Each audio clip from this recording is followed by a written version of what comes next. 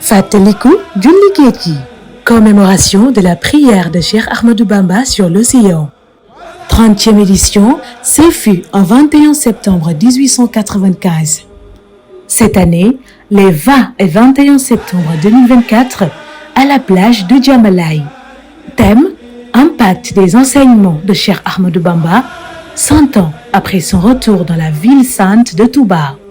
Au programme: lecture du Coran, déclamation de Khasaïd, Zikroullah et panel, conférence exposition, cérémonie officielle.